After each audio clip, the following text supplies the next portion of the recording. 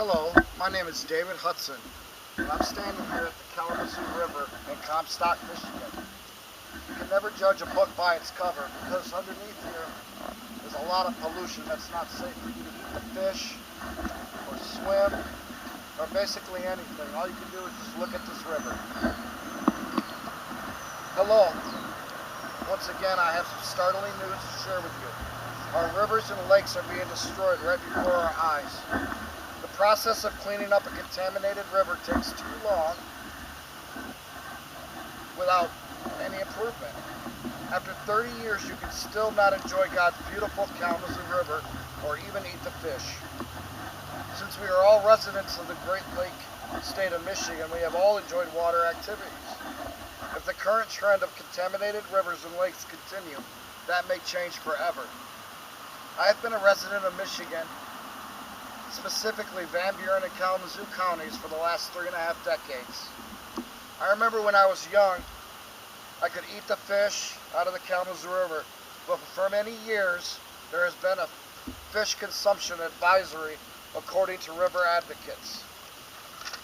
Polluted rivers are caused by human beings and needs to be solved by us also, which would be an act of glorifying God and what He values, His creation. Pollution has caused many issues, specifically in the Kalamazoo River, such as not being allowed to use the river for relaxation or consuming the fish that are caught. PCB-laden sediment and silt accumulate behind dams, which also hinder fish habitat formation and recreational activities. Along the Lake Michigan Basin, there are 10 designated areas of concern for PCB contamination because of severe environmental degradation. I'm sure you're asking yourself, what exactly is the cause of pollution to this river? According to the Environmental Protection Agency, PCBs are polychlorinated biphenyls made by man around 1929 and banned by the EPA in 1979. They have been released into the environment by illegal or improper dumping, and when ingested can cause cancer and a variety of other health issues. PCBs are also the remnant of paper production and recycling companies that operated along the Kalamazoo River during the 1950s and the 1960s. When you attempt to clean up a river that is in this bad a shape, it is a task that seems impossible. But with law changes and community support, we can save the Kalamazoo River.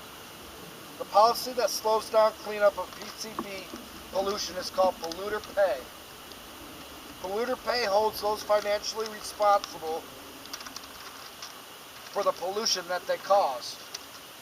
After a $25 million project was finished in 2007 near Plainwell, Michigan, only 1.5 miles of the Kalamazoo River was cleaned from PCBs.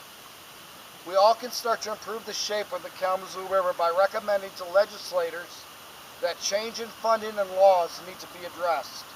We need to remember that God values government when it is acting in the best interest of His creation and society as a whole. Superfund is the name given to the environmental program established to address abandoned hazardous waste sites. According to the Honorable Sherwood L. Bullhart, Chairman of the subcommittee, Superfund simply is not meeting our nation's environmental or economic objectives. As a society, we are spending billions of dollars annually on the Superfund program with only marginal improvements in public safety and the quality of our environment.